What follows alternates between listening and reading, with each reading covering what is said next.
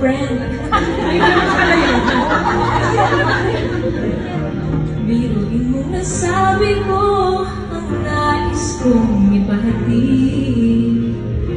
Dapat mo lamang mabatid naman itong dibdib.